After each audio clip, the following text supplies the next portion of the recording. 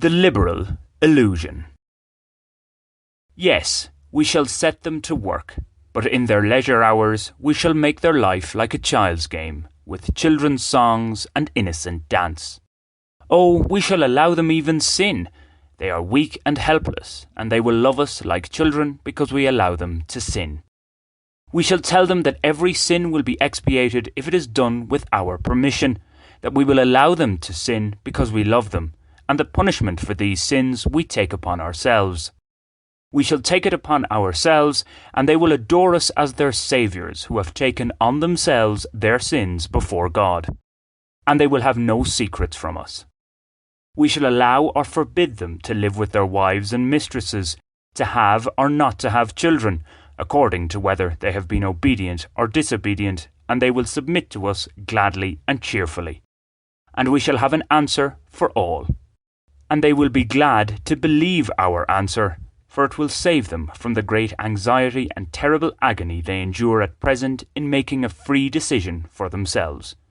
And all will be happy, except the 100,000 who rule over them. For only we who guard the mystery, shall be unhappy. As some of you will be aware, that passage is from The Grand Inquisitor, a mini-story in Fyodor Dostoevsky's The Brothers Karamazov. One would like to think that most will see its relevance to today's world. Considering everything we've witnessed over the last couple of years, it would appear many are indeed happy to submit to those who rule over us. Why worry about having to make a free decision for oneself when the powers that be can take care of all that? One is given certain wriggle room, a modicum of freedom to sin, no more, no less. What's really wanted, not unreasonably so, are safety and security, not freedom. Thus, it's not quite better be safe than sorry. It's more a case of better to feel safe in the hands of a greater power than to be free.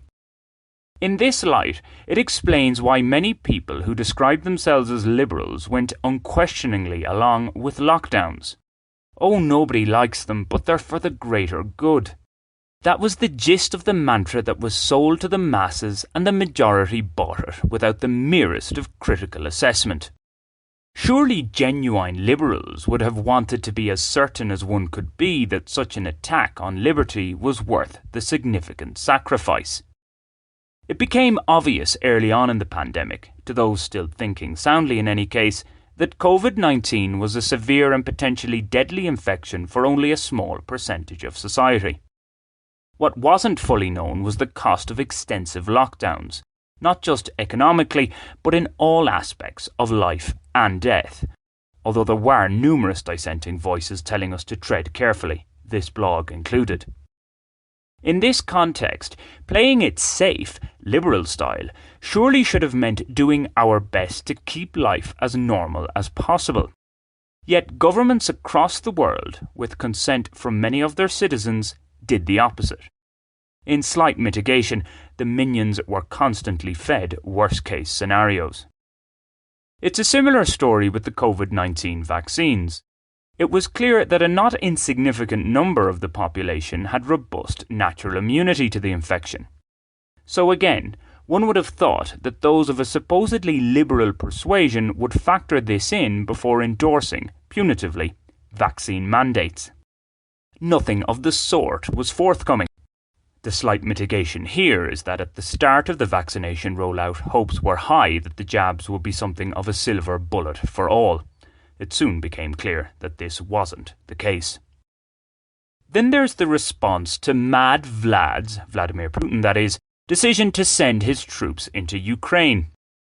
That the West's hawkish right-wingers have jumped on the chance this war has presented to denounce all of Russia and its evil ways is no surprise.